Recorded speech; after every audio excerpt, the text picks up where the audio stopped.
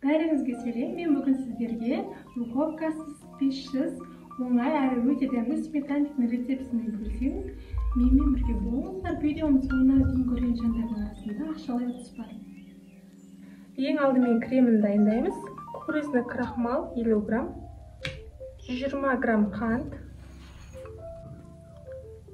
Екеуін араластырып аламыз. Шым-шым тұз, 20% 400 грамм қаймақ және 2 жұмыртқа. Жақсылап біркелкі болғанша араластырып аламыз. Енді бұл кремді оттың ең жайына қойып қайнатамыз. Оттың асты осындай баяу түрде жанып тұру қажет.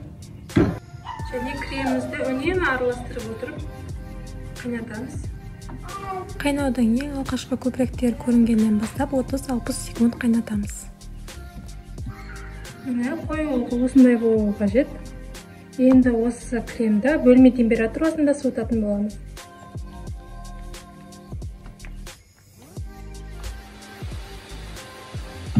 Үш 350 грамм кез келген печеньені алып ұнтақтаймыз.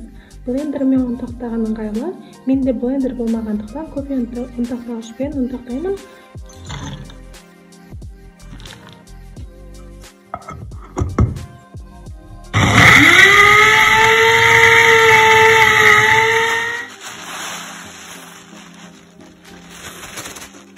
Печеньеміз ұнтақталды дайын. Оның үстіне 50 грамм ерітілген сары май және 3 ас қасық сүт немесе сливки қосуға болады. Алдымен қасықпен, сосын қолмен араластырамыз. Орысша айтқанда осылай крошка жасаймыз. Қолымызбен қысқанда осылай жиналу қажет және үгіткен кезде осылай үгітілу керек. Дайын болған крошканы 3 бөлікке бөлеміз. Бір бөлігін алып қаламыз.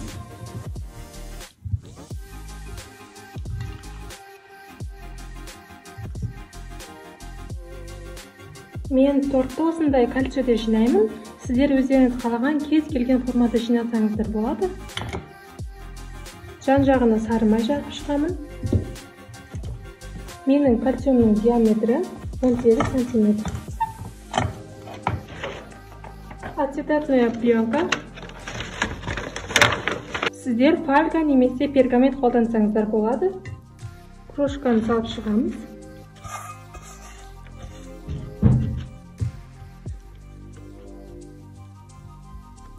Жаңа қайнатып қойған креміміздің үстіне азғана ванильді сахар салып, миксермен бір араластырып жібереміз.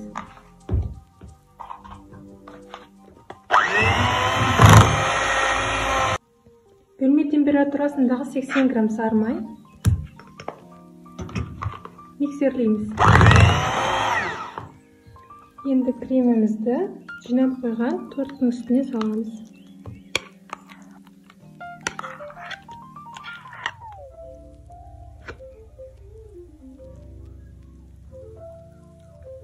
Және ең бетіне бағана алып қалған крошкаларымызды сеуіп шығамыз.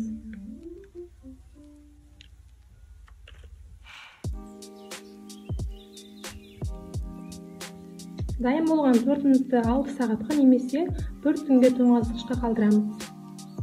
Сметанный тортымыз дайын болды. Дәмі сондай керемет, өте дәмді болып шықты.